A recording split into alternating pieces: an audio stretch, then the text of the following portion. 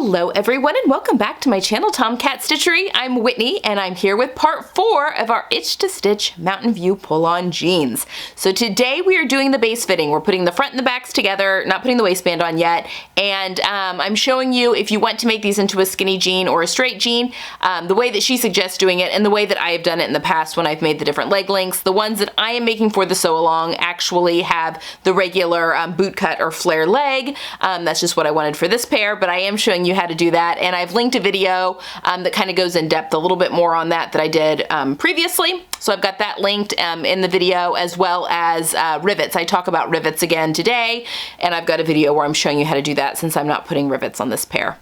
All right, guys, that is what we've got for today. If you enjoyed this type of video and would like to see more on the channel, I do have a Ko-fi account, which I've linked down below. That's like a virtual tip jar, and all the money that comes in from that goes right back into the channel for equipment, supplies, materials, all that kind of stuff, mostly for the tutorials and the sew-alongs. All right, that's all I have for today. Leave any questions you have down below, and I will see you next week. Bye. Okay, everyone, it is time to sew our fronts and backs together. We're going to do a baste fitting first. Now, we're not going to put the waistband on though today at all, even for the base fitting. And I know that's a big no-no and things can stretch out, but honestly, when you have a lot of stretch in the top and we're going to have elastic that's in that waistband at the top of it, I'm not too worried about it. So we're going to make things easy. Okay, so what we're going to do is we're putting our front and our backs together, right sides together, and I'm actually going to do the inseam first just because that's the easiest. Now, if you're wanting to change the, if this is the first time you've sewn this pattern, and if you're wanting to change the shape of the leg, if you're wanting to do a straight leg or a skinny leg, you're going to baste all of the next couple of seams. I have made this pants pattern, and I want to leave it as is. I know for this pair, I don't want to change. Sorry, I'm just pinning the crotch seam real quick off camera, just because it's easier on my lap. Okay, so I've sandwiched that, which means I've got one seam allowance going one way and the other going the other way, and it helps with bulk. But I already know that this is the leg shape that I want for this pair. But I will say, even though I have made, I'm matching notches now, I'm pinning, even though I've made all of the leg widths of this pattern, if I were changing it and not making the flared, if I were making a skinny pair or even a straight pair, I would go ahead and do this step every time, because fabric can change everything. It can change, especially the amount of stretch that you might have. There's just so much, especially if I were making a skinny leg. Now, if I were making a straight leg, I could probably just make changes to the pattern going straight down from the knee and it would be fine. But if I were making a skinny leg, I would just pin it out the way I'm going to show you how to do that here in a second every single time. Because again, stretch is different for each fabric, and so instead of just drafting, changing the pattern, I would do it this way every time. Okay. So what you're going to want to do is we have pinned the inseams together, right sides together, and we're going to start from one hem and go all the way over to the other hem. And you're going to want to put a basting stitch on, because if you are changing things, you want to be able to rip that out easily. I am not going to be doing that, so I'm just going to use a regular 2.5 stitch length. But for all others, use a basting stitch. Just wanted to be upfront about that because, and I am going to show you what you need to do to make it skinny, but since I'm not making those changes. Okay, inseam. Here we go. It's a nice long seam.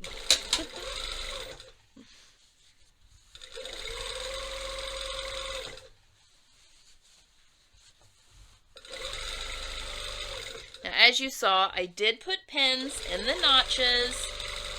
A lot of times, I'm sure it's this way for this pants too, you are supposed to stretch the back to fit the front usually it's from the notch to the crotch. Notch to the crotch. That rhymes.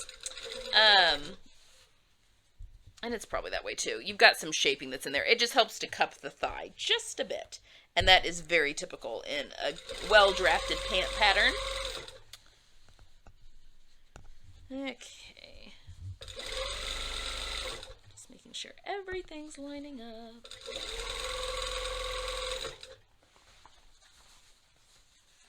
Again, this does go quicker if you're just basting.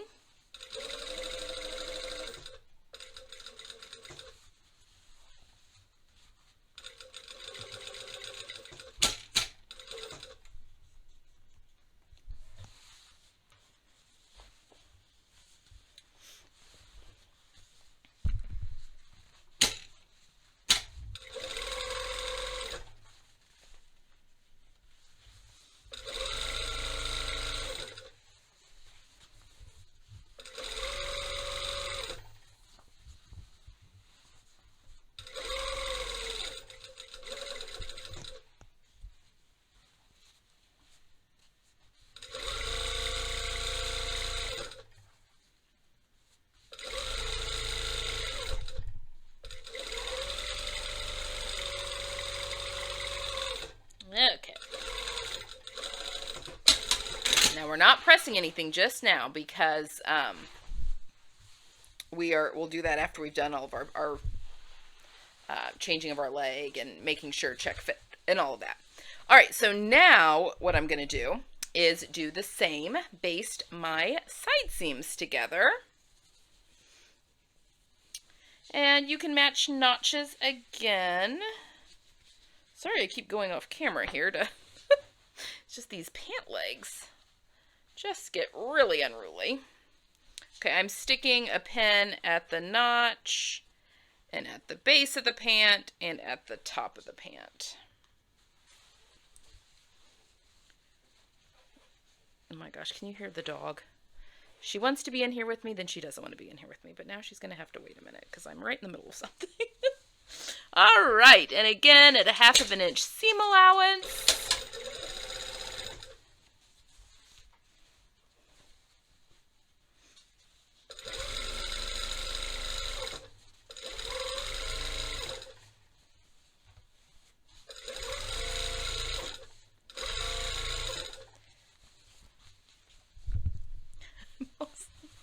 If it looks like I'm getting wonky with my seam allowances, I might be, because I am sewing around a tripod, which always makes life really interesting. And I just don't see an easier way to film, because even like a GoPro, I wouldn't be able to tell where I'm focusing it, so I mean my head could be all over the place. And then being able to make sure that everything is in focus and in yada yada yada. The life of a filmer here. Videographer, I guess. Okay.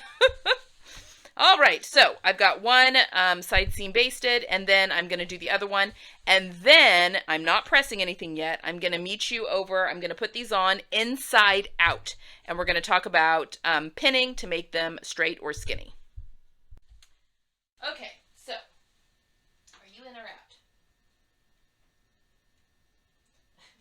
I have a dog that can't decide if she wants to be in the room or out of the room. Okay, so obviously these are, oh, yeah, close the door, we want to be in the room. These are long, and I wanted them to be because I haven't decided yet if I'm going to shorten them or not. These are also look super low rise, but there's a very large waistband that goes onto these, so don't worry about any of that right now. The reason we have these on inside out is because we're going to play around with the width of the foot, or the leg. So, actually, because these are corduroy, they are sticking to my underwear because I've got the corduroy on the inside. All right, now, ideally, if you were going to be making a straight leg, you would want to be coming straight down from the knee. And ideally, it's equal parts from the inseam and the outseam all the way down. We are just focusing on one leg because then we will copy over to the other leg precisely. And I am going to pop right now a link to the video where I show you how to do that. It's where I took a pair of flared Leona stretch jeans actually and made them into a straight leg. So I'm going to send you over there just so I don't have to recreate the wheel a little bit. But so for a straight leg, you could just alter the pattern because it's pretty, you know, it's just taking out basically a little bit of width down to the floor. And I would make them ankle length if I were doing straight leg. But for the skinny, I would also make them like hit right at my ankle. Sorry, that's my computer saying it's finished. But what you can do is really hug your leg. So I have a very curvy calf, and a lot of times skinny jeans do not fit over my calf. So what's nice is that you can just kind of pin on either side and hug your leg.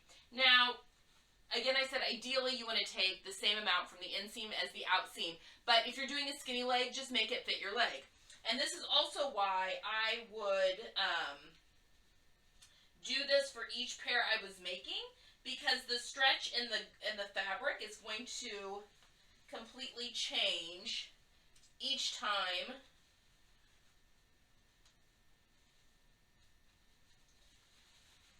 So I would just keep going down and pin right along the side of my leg on both sides to where I finally had a skinny leg. And just go, hope you can hear me okay. Just go, one side and then the other side, and then one side and then the other side. So if you were to look at my skinny jeans, there at the calf, the seam line goes out like this and then goes back in because I need that for my calf. So anyway, that's what you do, one leg, and then sew in your seam lines, and then you can transfer them over to the other leg so that they match perfectly. Again, I showed you how to do that in the other video, so go have a look there if you need to see that. But now, once you've done all of that, once you're sure that you like the way things fit, now go back to the machine, take out your basting stitches, and because you can sew your lines that you want to sew. Your actual seam lines for both the inseam and the outseam. Finish those seam allowances with your serger, zigzag, however you're finishing, and then I will go ahead and press them. Press everything to the back. So press your outseams to the back, press your inseams also to the back, press everything to the back, and I will meet you over at the sewing machine. Okay. Okay. So after you have sewn the lines you want to sew based on your pin basting you did, you've finished off your seam allowances, pressed them towards the back, we are going to do some top stitching. So this is the last time we're going to be switching back to our top stitching thread, but we're going to turn the pants now right side out and switch again back over to the top stitching thread and a 3.5 millimeter stitch length. Okay, sorry, just flipping them right side out. Okay, so we are going to be top stitching the outer seam here, but just from the top of the pant to just past the pocket, and you can usually feel that. And because we've pressed our seam allowances to the back, we're going to be top stitching on the back side of the pants about a 1/16 of an inch away. I shouldn't have turned those right side out. Oh geez, do as I say, not as I do. You want these wrong side out. It's much easier to sew that seam. Hey. Okay. So, I tell you. Okay, so we are sewing that seam allowance, and it's been pressed to the back, and we want it to stay to the back. So we're just going to be sewing all the way down to right below this pocket. So we just want to sew on the back of the pant about a 1/16 of an inch away.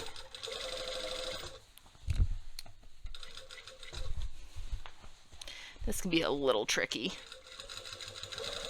because you're sewing into the pants, but there's a reason that I accidentally got serged a little of my pant together and had to unpick that. It happens. All right, so the end of my pocket's right there, so I'm just going to go right past it, backstitch, and then you can backstitch a couple of times, or you can do a bar tack if you're using the fancy top stitching thread, but that just kind of keeps everything lying nice and flat. And then we're going to do that on the other side. All right, also now if you're doing rivets, you'll want to put a rivet here on your pocket now. Again, I will link that video showing you how to do that if you are planning on doing rivets. All right, guys, that is it for today. I will see you guys next week for finishing up.